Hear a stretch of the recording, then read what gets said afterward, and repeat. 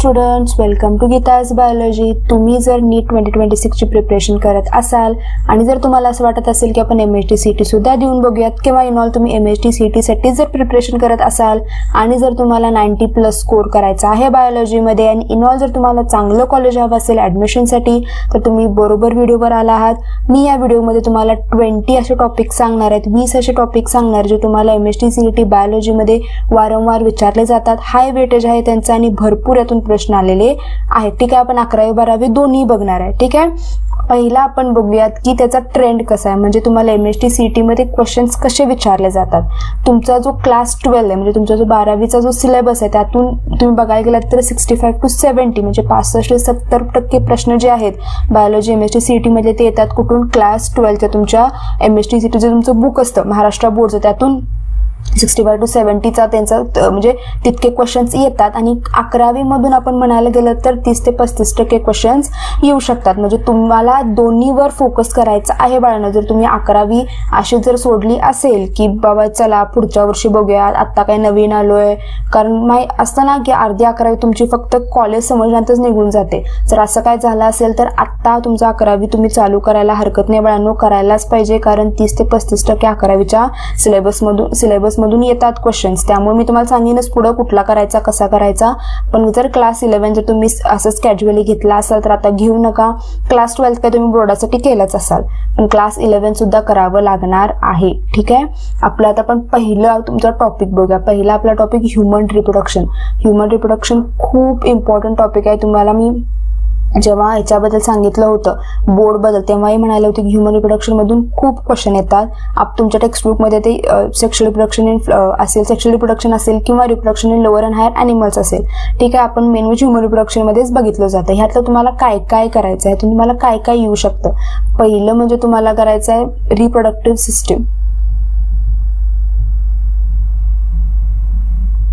Reproductive system म्हणजे दोन्हीची करावी लागणार तुम्हाला, मेल फिमेल दोन्हीची. ठीक आहे, त्याच्यानंतर तुम्हाला मेन्स्युरल सायकल वरून तर भरपूर प्रश्न येतात. जे तुमच्या टेक्स्टबुक मध्ये जे चार्ट दिले ना ते चार्ट परफेक्ट करायचं. त्यातले जे एन्झाईम्स मध्ये जे हार्मोन्स आहेत,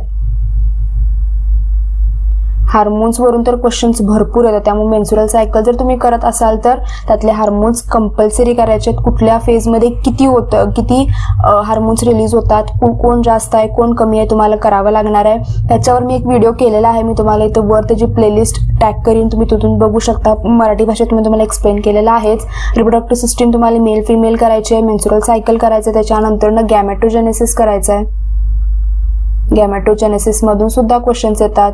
मग त्यातून स्पर्मॅटोजेनेसिस मधून येतात, oogenesis मधून येतात. oogenesis वर जास्त भर द्यायचा आहे. ठीक आहे, गॅमेटोजेनेसिस मध्ये जे oogenesis आहे त्याच्यावर जास्त भर द्यायचा आहे. कारण आपल्याला माहिती आहे oogenesis थोडंसं काय डिफिकल्ट आहे, कारण पॉज घेतं ते. मुलगी जन्माला आली की ते पॉज घेतं, त्यानंतर मग कधी स्टार्ट होतं तुझी प्युबर्टी, ते वयात आल्यावर स्टार्ट होतं. त्याच्यानंतर लास्ट स्टेप कधी कम्प्लीट होतं जेव्हा तिचं फर्टिलायझेशन होतं तेव्हा. त्यामुळे oogenesisवर तुम्हाला भरपूर क्वेश्चन्स येतात. ह्यातून तुम्हाला जास्त करून जे काय म्हणतो पण न्यूमरिकल टाइप्स असतात ना, तुम्हाला कसे क्वेश्चन्स म्हणजे तुम्ही एक्सपेक्ट करू शकता किंवा असं क्वेश्चन्स येऊ शकतात ते म्हणजे न्यूमरिकल्स. फॉर एक्झाम्पल ते सांगतील की एक काय आपली मदर सेल आहे, एक मदर सेल आहे, एक oogonia आहे, मदर सेल आहे असं आहे. त्यातून मग किती oocyte तयार होतील, किती स्पर्मॅटोसाइट, म्हणजे तुम्ही जर म्हटलात की एक मदर स्पर्मॅटोगोनिया सेल आहे त्यातून किती स्पर्मॅटोसाइट तयार होतील, किती स्पर्मिओजेनेसिस नंतर किती स्पर्म्स तयार होतील, हे सगळे क्वेश्चन्स येऊ शकतात. त्यामुळे हे जे न्यूमरिकल्स आहेत हे या दिशेने तुम्हाला करायचं आहे. त्याच्यानंतर परत प्रेग्नन्सी, त्याचे ते 3 ट्रायमिस्टर्स हे तुम्हाला करावे लागणार आहेत. त्याच्यानंतर लॅक्टेशन हे कंपल्सरी आहे. त्याच्यानंतर मग तुम्ही परत तुम्हाला ते जे त्याचं हे असतं गॅस्ट्रुलेशन, ह्याच्यावर सुद्धा क्वेश्चन्स येऊ शकतात. त्याच्यानंतरनं त्याचे 3 लेयर्स आहेत, ते लेयर्स कुठं काय फॉर्म करतात, मी त्याच्यावर एक चार्ट तयार केला, त्याचाही व्हिडिओ मी तुम्हाला टॅग करून देईन. ते चार्ट्स तुम्ही कंपल्सरी करा. गॅस्ट्रुलेशन्स म्हणजे ते 3 लेअर, एंडोडर्म पुढे जाऊन काय तयार करणार, एक्टोडर्म पुढे जाऊन काय तयार करणार, हेही क्वेश्चन्स येऊ शकतात. त्याच्यानंतरनं सगळ्यात इम्पॉर्टंट म्हणजे ते जर तुम्ही नीट लेवलचे असाल, जर तुम्ही नीट करत असाल तर रिप्रोडक्टिव्ह हेल्थ तुम्हाला दुसरा टॉपिक आहे, पण ह्याच्यात तुम्हाला रिप्रोडक्टिव्ह हेल्थ ह्याच्यातच येणार आहे, त्यामुळे तोही टॉपिक करायचा आहे, तो म्हणजे रिप्रोडक्टिव्ह हेल्थ.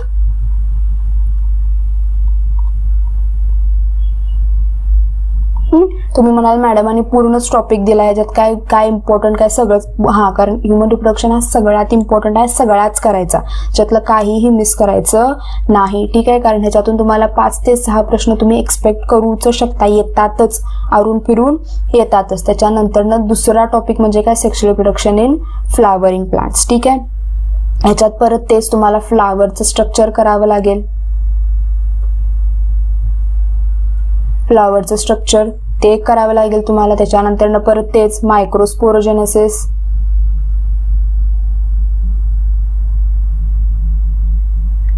त्याच्यानंतर मग मेगास्पोरोजेनेसिस,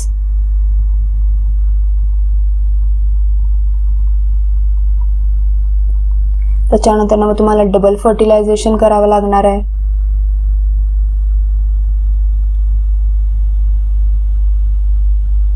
ठीक आहे, मेगास्पोरोजेनेसिस मध्ये आपण ते म्हणतो ना की कसं पूर्ण ते एम्ब्रिओ तयार होतं, तेही तुम्हाला करायचं. डबल फर्टिलायझेशन करायचं, त्याच्यानंतर आफ्टर इफेक्ट्स म्हणजे पोस्ट फर्टिलायझेशन चेंजेस जे आहेत तेही तुम्हाला करायचे आहेत. पोस्ट फर्टिलायझेशन चेंजेसमध्ये काय येणार बाळांनो, त्यात जे येणार म्हणजे सीड फॉर्मेशन, फ्रूट फॉर्मेशन, हे सगळं तुम्हाला करायचं आहे. परत ह्यात तुम्हाला सगळ्यात इम्पॉर्टंट जे लक्षात ठेवायचं आहे ते म्हणजे जे एक्झाम्पल्स. ठीक आहे, एक्झाम्पल्स मध्ये तुमचं मेन म्हणजे कुठलं, पॉलिनेशन मधले. ठीक आहे, कारण पॉलिनेशनवर खूप क्वेश्चन येतात, जास्त कुणाच्या तुम्ही मॅच द फॉलोइंग एक्सपेक्ट करू शकताय, मॅच द फॉलोइंग येतील, किंवा तुम्ही असे म्हणू शकता की तुम्हाला 1 सेंटेन्स म्हणजे टिपिकल 1 सेंटेन्सच येईल की ॲनिमोफिली मध्ये कुठलं फ्लावर सांगा, एपिहायड्रोफिली मधलं कुठलं फ्लावर सांगा, असे फ्लावर्स येतील. आणि जर तुम्ही मराठी मीडियम मधले असला, तुमचं जर इंग्लिश फर्स्ट लँग्वेज नसेल तर तुम्हाला थोडीशी जास्त मेहनत घ्यावी लागेल, कारण एक्झाम्पल्स लक्षात राहत नाहीत. ठीक आहे, त्यामुळे पॉलिनेशनचे टाइप्स, त्याचे इम्पॉर्टन्स, एक्झाम्पल्स सगळं लक्षात ठेवायचं. त्याच्यानंतर मग आपण म्हणतो ना की सेल्फ फर्टिलायझेशन होऊ नये म्हणून आपण क्रॉस पॉलिनेशन व्हावं म्हणून जे प्लांट्समध्ये असतात, आपण म्हणतो ना की इपिहॅन्ड्री वगैरे जे असतात ते तुम्हाला सगळं करायचं. त्यामुळं ह्युमन रिप्रोडक्शन म्हणा, सेक्शुअल रिप्रोडक्शन, फ्लावर प्लांट्स म्हणा, हे दोन्ही टॉपिक तुम्ही मिस करू शकत नाही. या टॉपिकवर क्वेश्चन्स येतातच, त्यामुळे यातलं काही मिस करायचं नाही. ठीक आहे, त्याच्यानंतर तिसरा सगळ्यात जास्त इम्पॉर्टंट टॉपिक म्हणजे काय, मॉलिक्युलर बेसिस ऑफ इनहेरिटन्स. त्यातलं तुम्हाला परत काय करायचं आहे, DNA करायचा आहे, RNA करायचा आहे. ह्या दोन्हीतला डिफरन्स, ह्याच्यावर क्वेश्चन्स खूप येतात. ठीक आहे, तुम्ही कसं करणार म्हणजे काय, तुम्हाला विचारतील थायमिन कशात असतंय, आपल्याला माहिती आहे थायमिन DNA मध्ये असतो. तुम्हाला काय करतील, एकतर AA, CC, UU, परत त्यानंतर आपण म्हणू शकतो GG असे काय तर देतील, आणि ह्यात U आहे त्यामुळे ते सांगतील की सांगा हे काय आहे, डबल स्टँडर्ड DNA आहे, डबल स्टँडर्ड RNA आहे. ते U असल्यामुळे आपण काय म्हणू शकतो, RNA आहे. ठीक आहे, त्यामुळे असे क्वेश्चन्स येतात. जर तुम्ही PYQs बघितलात महाराष्ट्र सिटी, असे क्वेश्चन्स भरपूर येतात. तुम्हाला असं विचारतील की DNA मध्ये काय डिफरन्स आहे. DNA मध्ये आपल्याला माहिती आहे की सेकंड OH असतो तो निघून गेलेला असतो. ठीक आहे, सेकंड OH असतो तो निघून गेलेला असतो. RNA मध्ये तो प्रेझेंट असतो. ठीक आहे, त्याच्यानंतर परत विचारतील की ग्वानिन सायटोसिन मध्ये ट्रिपल बॉन्ड असतो, ॲडेनिन थायमिन मध्ये डबल बॉन्ड असतो. असे क्वेश्चन्स खूप विचारतात. त्याच्यानंतर तुम्हाला असे विचारतील की कॉम्प्लिमेंटरी स्ट्रँड सांगा. ते कशात येऊ शकतो तुम्हाला, ट्रान्सक्रिप्शन मध्ये. ट्रान्सक्रिप्शन, ट्रान्सलेशन, याच्यात कन्फ्यूज व्हायचं नाही. तुम्हाला काय करतील, जसं हे तर सांगितलं तसं एक स्ट्रँड सांगतील, त्याच्यानंतर त्याचा कॉम्प्लिमेंटरी RNA स्ट्रँड सांगा, कॉम्प्लिमेंटरी DNA स्ट्रँड सांगा, किंवा असं सांगतील की mRNA स्ट्रँड, याच्यावर प्रोटीन कसे तयार होतील, प्रोटीन कुठे थांबतील, किती अमायनो ऍसिड्स तयार होतील, असे क्वेश्चन्स भरपूर विचारतात. त्यामुळे ट्रान्सक्रिप्शन करायचं आहे, ट्रान्सलेशन करायचं आहे, तुमचा जो जेनेटिक कोड आहे तो करायचा आहे. ठीक आहे, जेनेटिक कोड आपल्याला माहिती आहे AUG स्टँड्स फॉर मिथ्योनाइन असं जे असतात जे बेसिक ते सगळं तुम्हाला करायचं आहे. ह्यातून तुम्हाला जर लक्षात ठेवायचं असेल तुम्हाला काय लक्षात ठेवायचं आहे, स्टॉप कोडॉन. ठीक आहे, आपल्याला माहिती आहे EUG पासून काय होतं, तुमचं ट्रान्सलेशन स्टार्ट होतं, स्टॉप कोडॉनला येऊन थांबतं. त्यामुळे तुम्हाला काय करतील, एक मोठीच्या मोठी एक पूर्ण अशी एक स्ट्रँड देतील. त्यातून इथं कुठं तुमचा AUG असतो आणि इथं कुठं तुमचा स्टॉप कोडॉन, आपण UAA घेऊया. ठीक आहे, तुम्हाला ह्यात जितके तुमचे जितके तुमचे कोडॉन्स आहेत, 3 कोडॉन्स आपण एक हे करतो, सम करतो, ती तशी किती आहेत ते बघून तुम्हाला अमायनो ऍसिड सांगायचे असतात. ह्याच्या आधीचे घ्यायचे नसतात, ह्याच्या नंतरचे घ्यायचे नसतात. पण तेव्हा तुम्ही कसं असता, घाबरलेला असता, स्ट्रेसमध्ये असता. त्यामुळं काय होतं की तुम्ही इकडून ते इकडेपर्यंत जितके जितके सगळे काउंट करता आणि सगळे अमायनो ऍसिड्स म्हणून लिहून टाकता. पण स्टार्ट कुठून होतं, AUG पासून होतं. स्टॉप कुठं होतं, UAA किंवा आपण कुठलाही स्टॉप कोडॉन घेऊ शकतो. त्यामुळे असे क्वेश्चन्स भरपूर येतात. इथं तुम्हाला मॉलिक्युलर बेसिस ऑफ इनहेरिटन्स मध्ये डायग्राम बेस्ड खूप येऊ शकतात. डायग्राम बेस्ड कसे येणार, एक पूर्ण तुमचा DNA स्ट्रँड देतील, त्यातले बॉन्ड्स ओळखा. म्हणजे फॉस्फोडायस्टर बॉन्ड कुठला, ग्लायकोसायडिक बॉन्ड कुठला, हायड्रोजन बॉन्ड्स कुठले असे विचारतील. 3s2 कुठला, 5s2 कुठला, असं तुम्हाला करायचं आहे. तुम्हाला पूर्ण भूकंपट्टी करायची नाही, तुम्हाला असा अभ्यास करायचा आहे. बोर्डमध्ये हाच टॉपिक बोर्डमध्ये तुम्ही केला तो वेगळ्या पद्धतीने केला. आता CET साठी करत असाल किंवा NEET साठी सुद्धा करत असाल तर तुम्हाला वेगळ्या पद्धतीने करावा लागेल. तुम्हाला असे क्वेश्चन्स बघावे लागतात कारण तुम्हाला डायग्राम बेस्ड क्वेश्चन्स येऊ शकतात आणि ते खूप सोपे पण असतात. ठीक आहे, त्यामुळं एक तुम्हाला ह्याच्यात काय बघायचं आहे, ट्रान्सक्रिप्शन ट्रान्सलेशन. तुम्हाला स्ट्रँड जर दिला असेल तर कुठला स्ट्रँड आहे, त्यात UU आहे का TT आहे ते बघावं लागेल. त्यात सिंगल स्टँडर्ड आहे का डबल स्टँडर्ड आहे बघावं लागेल. त्याचं तुम्हाला डायरेक्शन बघावं लागेल. 5s2 आहे का 3s2 आहे हे बघावं लागेल. असं बघून तुम्हाला काय करायला लागणार, तुमचं आन्सर द्यावं लागेल. ठीक आहे, त्याच्यात खूप फसवाफसवीचे क्वेश्चन्स असतात. मॉलिक्युलर बेसिस ऑफ इनहेरिटन्स वाटतो सोपा, पण हा टॉपिक इम्पॉर्टंट पण आहे आणि फसवा पण आहे. ठीक आहे, इथं खूप फसतात मुलं. CET ला आपल्याला माहिती आहे की निगेटिव्ह मार्किंग नाही आहे, पण तुम्ही जर नीट पण जर प्रिपरेशन करत असाल तर इथं थोडंसं सावधगिरी बाळगायची, जास्त इम्पल्सिव्ह होऊन हे क्वेश्चन सॉल्व्ह करायचे नाही. ठीक आहे, त्याच्यानंतर आपला पुढचा आहे त्याच्यासारखाच तो म्हणजे काय, प्रिन्सिपल्स ऑफ इनहेरिटन्स आणि व्हेरिएशन. प्रिन्सिपल्स ऑफ इनहेरिटन्स आणि व्हेरिएशन मध्ये तुम्हाला परत तेच करायचं ते म्हणजे लॉज. मेंडेलचे 3 लॉज तुम्हाला करायचे आहेत. कोडॉमिनन्स ते करायचं. त्याच्यानंतर मग इनकम्प्लीट डॉमिनन्स. ह्यातलं तुम्हाला खूप विचारतात कारण खूप मुलांना अजून कम्प्लीट आणि इनकम्प्लीट मधला फरकच माहित नाहीये. त्यामुळं काय होतं, तिथं मुलं खूप गोंधळ घालतात. कम्प्लीटचं कोडॉमिनन्सला, कोडॉमिनन्सनं इनकम्प्लीटला तो सगळा गुळ घातलेला असतो. त्याच्यामुळं काय होतं, तुम्ही सगळंच विसरता आणि ते माहिती असतं त्यांना. त्यामुळे ह्याच्यावर भरपूर क्वेश्चन्स येतात जे इनकम्प्लीटचं सांगा, कोडॉमिनन्सचं सांगा, परत तेच त्यात तुम्ही इतकं कन्फ्यूज होता की काय ना काहीतरी चूक करून येतात. त्यामुळं कसं करायचं ह्याचं तुम्हाला एकतर क्रॉस कसा आहे ते लक्षात ठेवायला लागतं. त्यात परत तुम्हाला काय लक्षात ठेवायला लागणार आहे, रेशिओ. ठीक आहे, रेशिओ कोडॉमिनन्सचा, इनकम्प्लीट डॉमिनन्सचा. परत तुम्हाला एक बॅक क्रॉस आणि टेस्ट क्रॉस. परत इथं फसवाफसवी आहे. बॅक क्रॉस, टेस्ट क्रॉस खूप वेगळा आहे. टेस्ट क्रॉसला आपण रेसेसिव्ह पेरेंट बघतोय, बॅक क्रॉसला आपण कुठलाही पेरेंट घेऊ शकतो. जरी रेशिओ जरी सेम असले तरी काय प्रॉब्लेम येतो, त्यांच्या डेफिनेशन मध्ये प्रॉब्लेम आहे. ते कशाला करतात त्यासाठी सुद्धा क्वेश्चन्स येऊ शकतात. त्याच्यानंतर तुम्हाला प्रिन्सिपल मध्ये परत मॉर्गन लिंकेज करावं लागेल.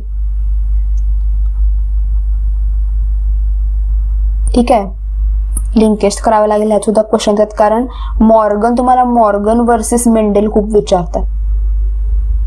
कारण खूपशे मेंडेलचे असे प्रिन्सिपल्स होते जे मॉर्गननं काय केले, नाही म्हणून सांगितले, म्हणजे हे चुकतंय असं म्हणून त्यानं सांगितलेलं आहे. त्यामुळे तुम्हाला मॉर्गन वर्सेस मेंडेल खूप येतं, कोडॉमिनन्स वर्सेस इनकम्प्लीट डॉमिनन्स खूप येतं, बॅक क्रॉस टेस्ट क्रॉस खूप येतं. परत त्यांचे रेशिओज तुम्हाला करायचे आहेत, कुठं रेशिओ कसा चुकतो ते बघायचं. त्याच्यानंतर परत जे सेक्स लिंक डिझीज असतात,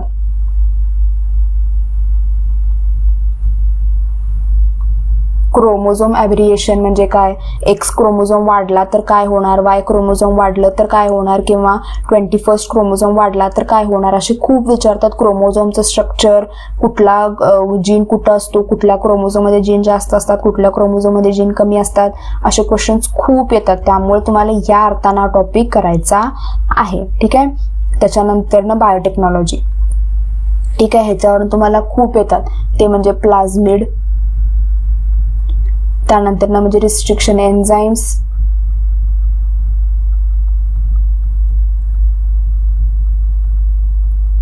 ते एक येऊ शकतं. परत तेच ते म्हणजे काय, तुम्हाला ह्याचे बायोटेक्नॉलॉजी युजेस सांगा, हे एक येऊ शकतं.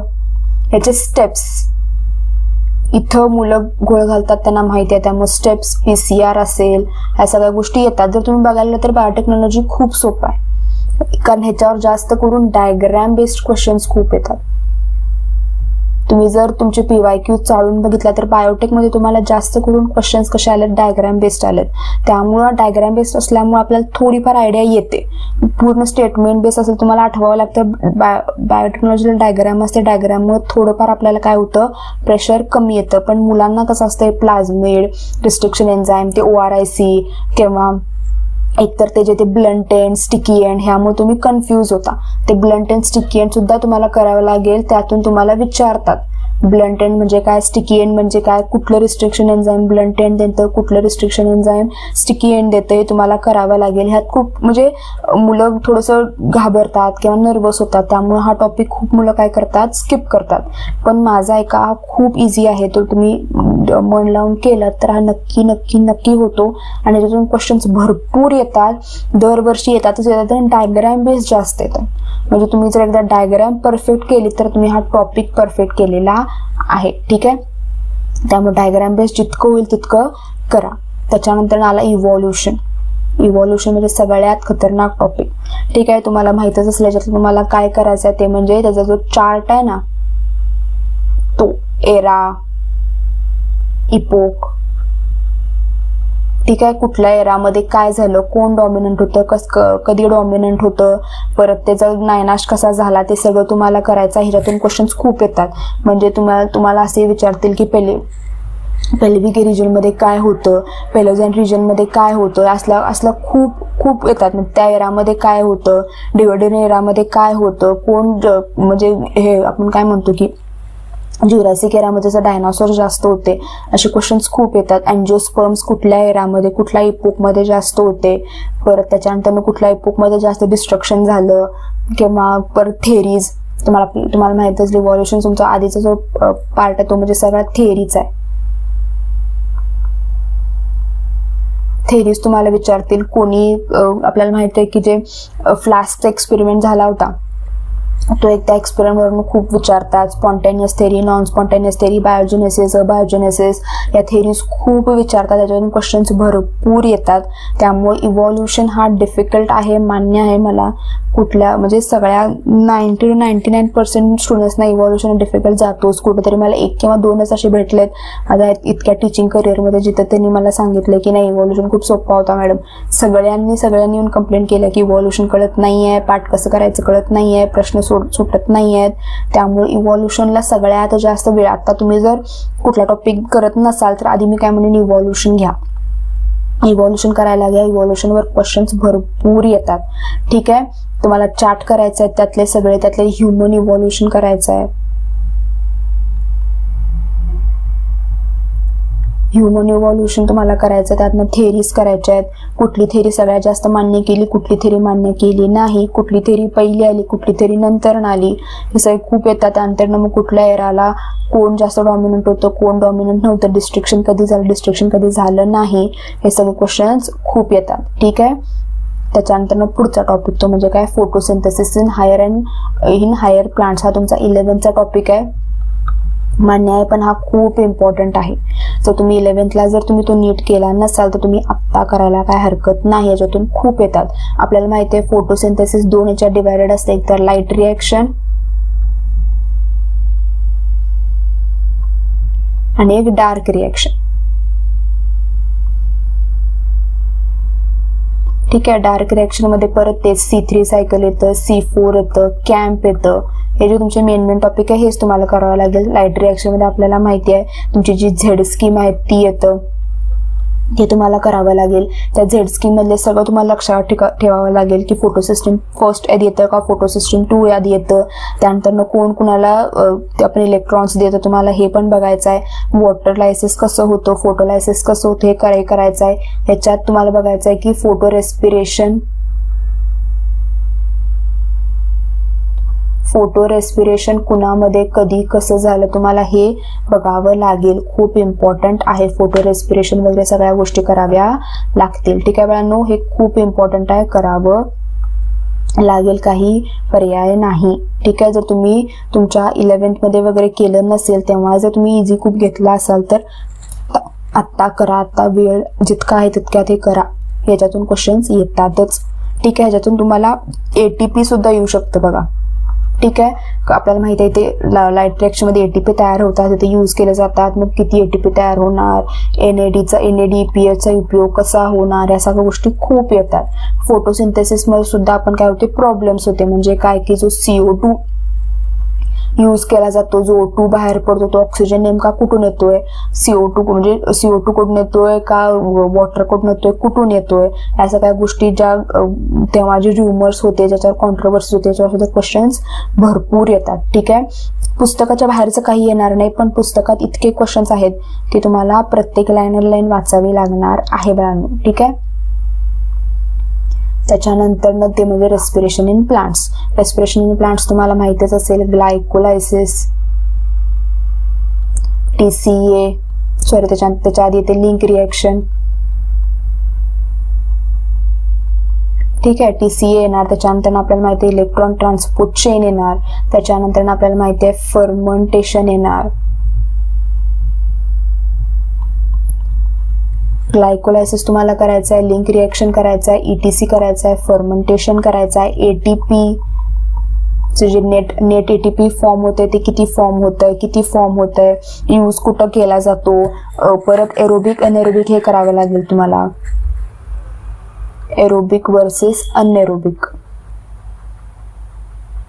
ह्या गोष्टी असतात. एरोबिक मध्ये किती ATP यूज होतो, अनएरोबिक मध्ये किती ATP यूज होतो. त्याच्यानंतर TCA मध्ये तुम्हाला तर ते जास्त करावं लागणार, ते म्हणजे 3 carbon compound, 4 carbon compound, 5 carbon compound. आपल्याला माहिती आहे 5 कार्बन कंपाऊंड फक्त एकच आहे, तो म्हणजे अल्फा कीटो ग्लुटाइड. त्याच्यानंतर मग हे सगळं तुम्हाला करायचं आहे. NAD कुठं तयार होतो ते तुम्हाला बघायचं आहे. परत त्याच्यानंतर तुम्हाला GTP कुठं तयार होतो ते बघायचं आहे, ATP कुठं तयार होतो ते बघायचं आहे. ETC मध्ये तुम्हाला बघायचं आहे की जे इलेक्ट्रॉन ट्रान्सफर होतात ते फर्स्ट मधून थर्ड मध्ये, सेकंड मधून थर्ड मध्ये, फोर्थ मध्ये, मग परत ATP सिंथेसिस कसं होतं, किमोऑस्मॉसिस म्हणजे काय, ह्या गोष्टी तुम्हाला कराव्या लागणार आहे. जर तुम्ही 11th ला केला नसाल हे 2 टॉपिक्स तर आत्ता ते काय करा, सिरियसली घ्या. जर तुम्हाला MST CET मध्ये चांगले मार्क्स हवे असतील, चांगलं कॉलेज पुढे जाऊन हवं असेल तुम्हाला नर्सिंगसाठी वगैरे, तर तुम्हाला करावं लागेल बाळांनो, नर्सिंग फार्मसी जर पाहिजे असेल तर. आणि त्यांना कंट्रोल अँड कोऑर्डिनेशन, आता हे पण 2 आहे, केमिकल कोऑर्डिनेशन, न्यूरल कोऑर्डिनेशन, पण आपल्या बुकमध्ये एकच आहे. त्यामुळे तुम्हाला एकतर ब्रेनचं स्ट्रक्चर करायचं आहे, त्याच्यानंतर मग त्याचे सगळे आपल्याला माहिती आहे PNS आहे, CNS आहे, हे सगळं करायचं आहे तुम्हाला. Peripheral nervous system, central nervous system, ब्रेनचे पार्ट्स, कुठला पार्ट काय कंट्रोल करतोय ते तुम्हाला सगळं करायचं आहे. त्याच्यानंतर मग हार्मोनल रेग्युलेशन,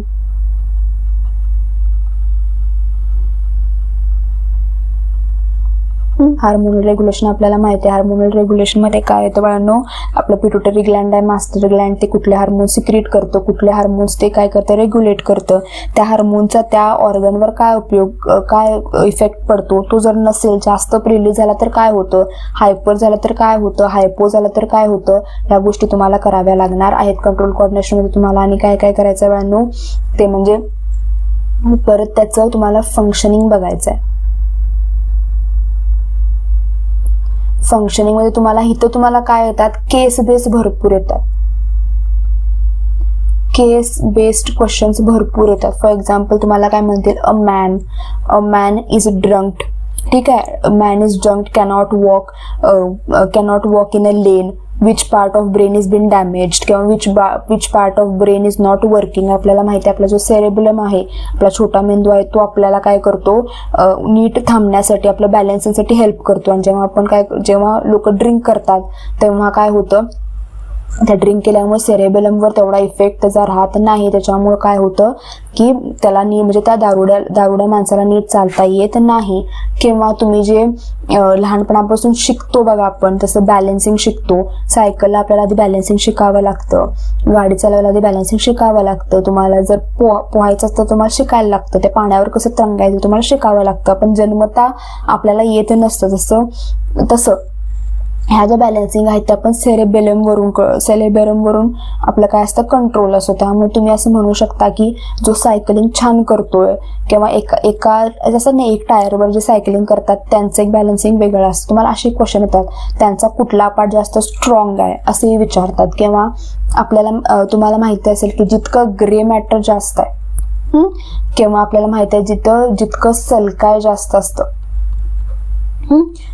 गिरी आणि सलकाय आपल्याला माहिती आहे, जे फोल्ड्स असतात ब्रेनमध्ये, जितका ग्रे मॅटर जास्त, जितकी गिरी सलकाय जास्त, तितकी न्यूरॉन्स जास्त, त्या माणसाची काय म्हणू शकतो आपण ग्रास्प करण्याची पॉवर जास्त असते. म्हणजे त्यांना पटकन लक्षात येतं, पटकन लक्षात राहतं. म्हणजे त्याने एकदा रीड केलं की एक मुलं असतात बघा, त्याने एकदा रीड केलं की काय होतं, डोक्यात फिट्ट बसून जातं.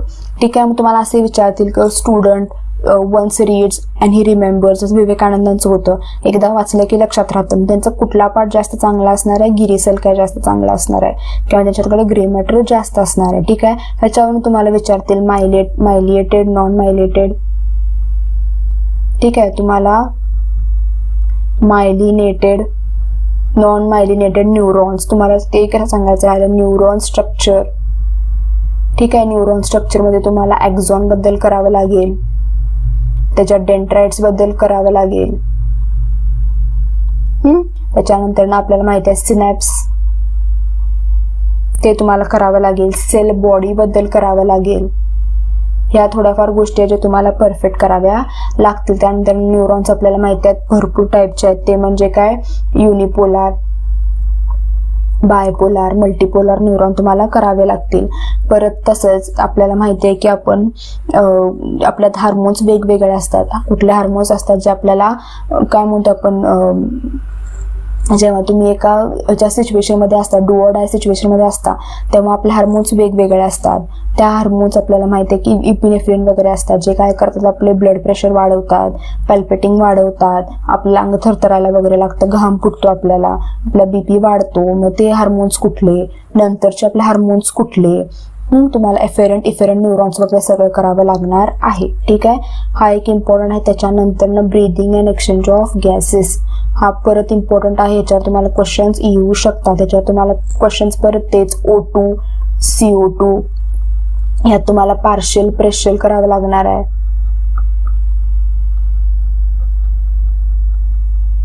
पार्शियल प्रेशरवर तुम्हाला क्वेश्चन्स भरपूर येतील. त्याच्यानंतर मग तुम्हाला जे ब्लड फ्लो असते त्याच्यावर क्वेश्चन्स भरपूर येतील. हे जे आहे तुम्हाला जास्त करून महाराष्ट्र बोर्डमध्ये आहेत, तो म्हणजे कुठले effects.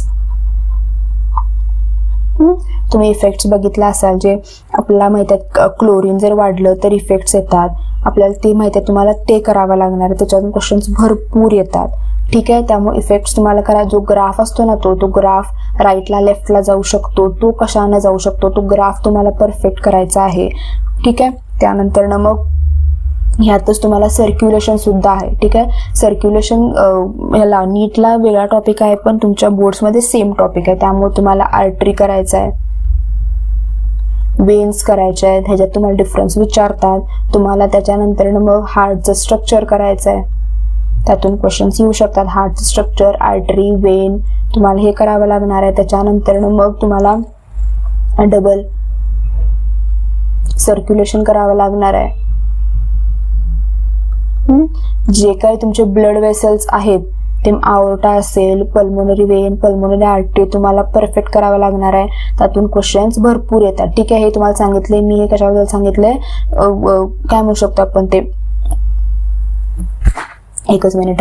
Breathing and exchange of gases मध्ये तुम्हाला हे सगळं लक्षात ठेवायचं. ऑक्सिजन, CO2, पार्शियल प्रेशर, त्याचे इफेक्ट्स लक्षात ठेवायचे, तो ग्राफ लक्षात ठेवायचा. त्यानंतर सर्क्युलेशन मध्ये तुम्हाला काय काय करायचं आहे, आर्टरी करायचं आहे, वेन करायचं आहे, हार्टचं स्ट्रक्चर करायचं आहे, डबल सर्क्युलेशन करायचं आहे, ब्लड वेसल्स जे आहेत ते तुम्हाला करायचे आहे. त्याच्यानंतर मग ब्लड ग्रुप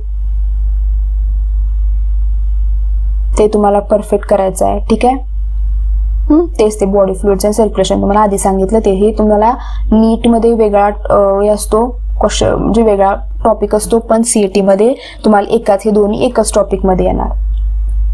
त्याच्यानंतर डायजेशन आणि ॲब्झॉर्प्शन तुम्हाला ह्याच्यात नाही येणार. नीटमध्ये कम्प्लिटली टॉपिक काढून टाकलाय, पण CET मध्ये हा येतो बाळांनो.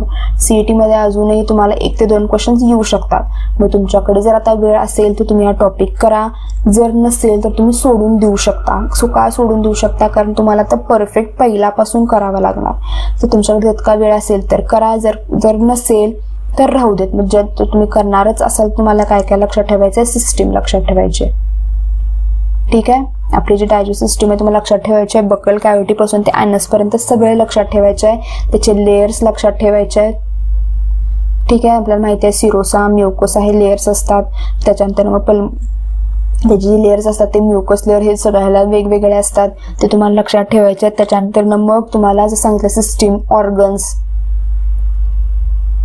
स्टमक मध्ये काय होतं, स्टमकचं त्याचं आपल्याला माहिती आहे 3 पार्ट्स असतात. ते कसे पार्ट्स असतात त्यांचं तुम्हाला पूर्ण डायमेन्शन्स लक्षात ठेवायचे आहेत. कुठला पार्ट जास्त मोठा आहे, कुठला पार्ट कमी आहे, कुठला पार्ट ब्रॉड आहे हे लक्षात ठेवायचं आहे. त्याच्यानंतर ते ऑर्गन काय काम करते हे लक्षात ठेवायचं आहे. त्यानंतर ह्याच्यात येतात ते ग्लँड्स, डायजेस्टिव्ह ग्लँड्स, लिव्हर लक्षात ठेवायचं आहे, पॅनक्रियाज लक्षात ठेवायचे आहेत. हे सगळं लक्षात ठेवायचं, हे तुम्हाला करावं लागणार आहे बाळांनो. त्यानंतर डायजेशनची प्रोसेस. ठीक आहे, कुठं डायजेशन कसं होतं आपल्याला माहिती आहे. इंटेस्टाईनमध्ये कम्प्लीट डायजेशन होतं, कम्प्लीट ॲब्झॉर्प्शन होतं. त्याच्या आधी सगळं इनकम्प्लीटच असतं. ते कसं असतं ते तुम्हाला लक्षात ठेवायचं आहे. आणि त्याच्यानंतर डिझीज तुम्हाला कंपल्सरी लक्षात ठेवायचे आहेत. आपल्याला माहिती आहे इनडायजेशन आलं किंवा ते जे असतात ते तुम्हाला लक्षात ठेवायचेच आहेत, तुम्हाला विचारले जाऊ शकतात. त्यामुळे तुम्हाला जर होत असेल आता तर हा टॉपिक करा, जर होत नसेल तर तुम्ही सोडून देऊ शकता. ठीक आहे, त्यानंतर एक्सक्रिटरी प्रोडक्ट्स आणि इलिमिनेशन. त्यात तुम्हाला आधी सगळ्यात जास्त आधी काय करायचं आहे, नेफ्रॉनचं स्ट्रक्चर, त्यानंतर नेफ्रॉनचे पार्ट्स, कुठं काय म्हणतो आपण ते एक्सक्रिशन होतं किंवा कुठं रिअब्झॉर्प्शन होतं, कुठं वॉटर रिअब्झॉर्ब केलं जातं, कुठं सॉल्ट रिअब्झॉर्ब केलं जातं.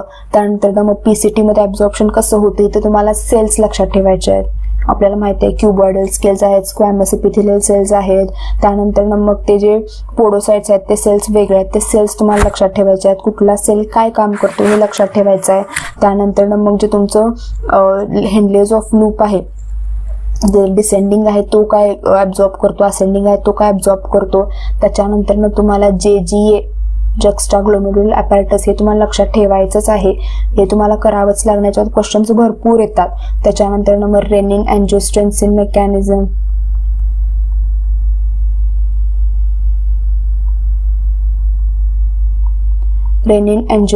मेकॅनिझम, आपल्याला माहिती आहे RAS, हे तुम्हाला लक्षात ठेवायचं आहे. BP वाढवतंय, BP कमी करतंय, काय करतंय, कधी काम करतंय. जर तुमचा BP वाढलेला असेल तर काम करणार किंवा BP कमी असेल तर काम करणार, कसं काम करणार, ह्या गोष्टी तुम्हाला विचारल्या जाऊ शकतात. त्यामुळे तुम्हाला लक्षात ठेवायचं आहे. त्याच्यानंतर परत ह्याच्यातून ऑर्गन्स इतकं काय नाही विचारणार, जसं किडनी, युरेथ्रा वगैरे खूप बेसिक आहे ते नाही विचारणार ते. पण नेफ्रॉन, त्याचे सेल्स, रेनिन अँजिओस्टेन्सिन मेकॅनिझम वगैरे विचारणार, JGA विचारणार. ब्लड प्रेशर वाढतंय, ब्लड प्रेशर कमी होतंय, काय कुठं कसं होतंय सगळं लक्षात ठेवायचं आहे. त्याच्यानंतर मग डिसऑर्डर, तर आपल्याला माहिती आहे किडनी स्टोन, ते किडनी स्टोन वगैरे तुम्हाला सगळं लक्षात ठेवायचे, ते टाइप्स लक्षात ठेवायचे आहेत. त्याच्यावरून क्वेश्चन्स भरपूर येतात. ठीक आहे, त्याच्यानंतर मग परत तेच प्लांट ग्रोथ अँड डेव्हलपमेंट आणि morphology of flowering plants. Plant growth and development, परत तेच तुम्हाला हार्मोन्स लक्षात ठेवायचे आहेत. प्लांट हार्मोन्स तुम्हाला लक्षात ठेवायचेच आहेत. त्याच्यानंतर मग तुम्हाला काय काय लक्षात ठेवायचं आहे ते म्हणजे सेकंडरी ग्रोथ,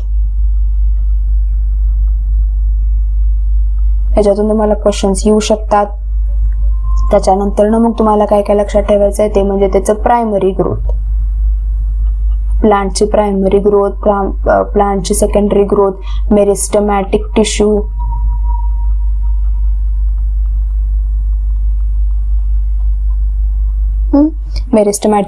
परमनंट टिश्यू,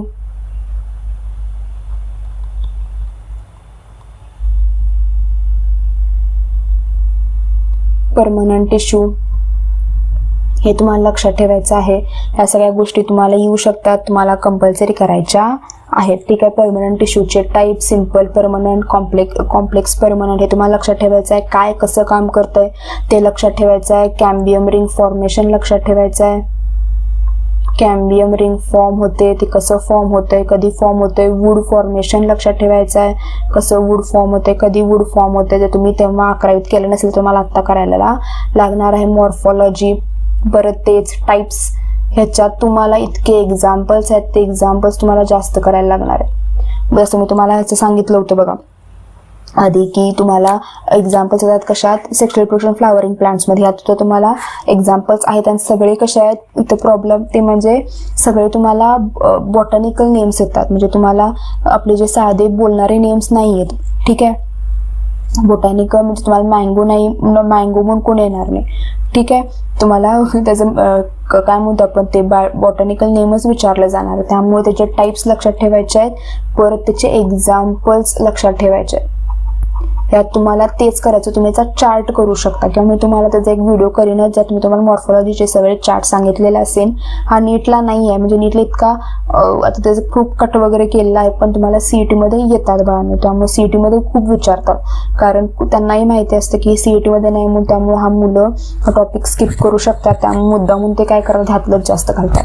त्यामुळे तुम्ही जर नीटसाठी प्रिपरेशन करत असाल तर थोडा वेळ त्यातून काढून हे टॉपिक जे आहेत तेही करावे लागतील. हा असेल, डायजेशन असेल, तुम्हाला चांगले मार्क्स पाहिजे तुम्हाला करावं लागणार बाळांनो. ठीक आहे, त्यानंतर सेल सायकल आणि सेल डिव्हिजन ह्यातलं तुम्हाला जास्त इम्पॉर्टंट आहे ते म्हणजे मिओसिस. ठीक आहे, मायटोसिस वगैरे क्वेश्चन्स येतात, पण मिओसिसवर सगळ्यात जास्त क्वेश्चन्स येतात.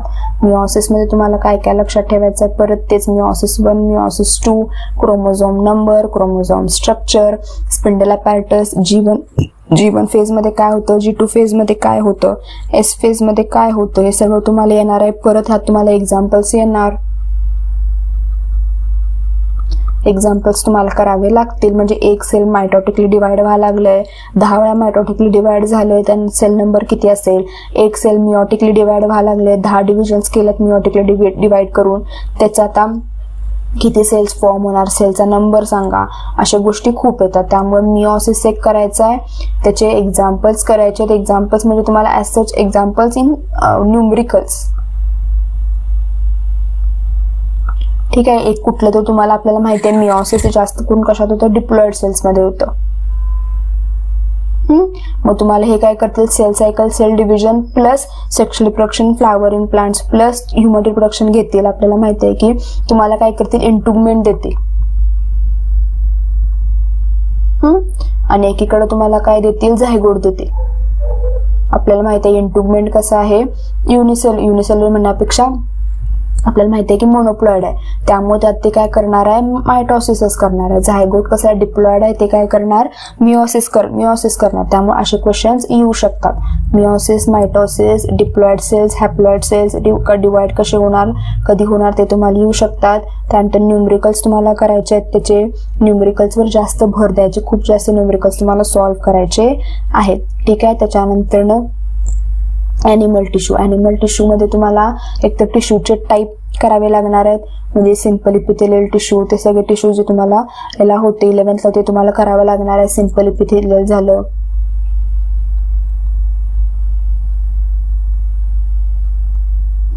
त्याच्यानंतर आपण म्हणू शकतो की आपलं जे ग्लँड्युलर टिश्यू,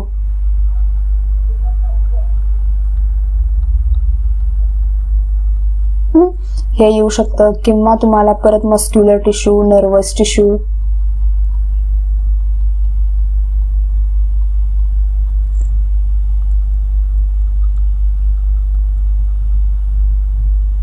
हे क्वेश्चन्स येऊ शकतात. सिंपल टिश्यू, इपिथेलियल, हे सगळं तुम्हाला करायला लागणार आहे. एक्झाम्पल्स करायला लागणार आहेत, फंक्शनिंग याचं करायला लागणार आहे, काय कसं कुठे हे सगळं लक्षात ठेवायचं आहे. त्याच्यानंतर परत हे 3 हे कसे आहेत, इतके इम्पॉर्टंट नाही. जर तुमचं बाकीचे सगळे झालेले असतील तर तुम्ही हे करायला काही हरकत नाही. ठीक आहे, जर तुमचं बाकीचं सगळं झालं असेल तर मी परत तेच सांगते, बाकीचे तुमचे हे जे टॉपिक्स आहेत ते जर झाले असतील तर तुम्हाला ecosystem, biodiversity, organism and population करायला काही हरकत नाही. ठीक आहे. तुम्ही जर हे केला तर हे ecosystem, biodiversity, conservation, organism and population याच्यात ॲज सच काही इम्पॉर्टंट नाही आहे. तुम्ही काय एक छोटासा तुम्हाला एक जर अपर हँड पाहिजे असेल, काहीतरी एक तुम्ही ॲडव्हान्टेज पाहिजे तुम्ही हे करू शकता. पण ह्याच्या आधीचे जे मी तुम्हाला सांगितले टॉपिक्स, हे टॉपिक्स तुम्हाला परफेक्ट करायला लागतील बाळांनो. ह्यात काहीही काय म्हणू शकतो पण दुमत नाही. आणि एक मी टॉपिक सांगायचं विसरले, सॉरी, ते म्हणजे ह्युमन हेल्थ आणि डिझीज. तो याच्यात टाकायचा मी राहून गेला माझा, ह्युमन हेल्थ आणि डिझीज. परत तेच एक्झाम्पल्स, ठीक आहे, कशामुळे काय होतं, साल्मोनेला टायफी कशामुळे होतं, काय होतं हे लक्षात ठेवायचं आहे. परत अँटीबॉडीज याच्यातलं तुम्हाला लक्षात ठेवायचं आहे. अँटीबॉडी स्ट्रक्चरवर भरपूर क्वेश्चन येतात. अँटीबॉडी स्ट्रक्चरवर तुम्हाला क्वेश्चन्स येतात की अँटीबॉडी स्ट्रक्चर वाय शेप कसा, वाय शेप जो असतो तो त्यातले किती लिंकेजेस असतात, त्यातलं आपण म्हणू शकतो की व्हॅरिएबल स्ट्रँड कुठला, त्याचा जो आपण कॉन्स्टंट स्ट्रँड आहे तो कुठला, असे क्वेश्चन्स येऊ शकतात. ठीक आहे. त्यामुळं हे बाकीचे 3 जर तुम्हाला नाही जमले तर चालतील, पण इथपर्यंतले सगळे टॉपिक्स तुम्हाला परफेक्ट करायला लागणार आहेत बाळांनो. ठीक आहे. याच्यावर आपण आता व्हिडिओ सिरीज चालू केलेला आहे. ठीक आहे. आपण हळूहळू काय करणार आहे, आपण पूर्ण तुमचं जे text book line to line घेणारच आहे. त्यामुळे तुम्ही सुद्धा करा. हेच टॉपिक्स तुम्हाला परफेक्ट करायचे आहेत. इतकं जर तुम्ही केला तर तुम्हाला चांगले मार्क्स नक्की मिळतील बाळांनो. ठीक आहे. Wish you all the very best. Thank you.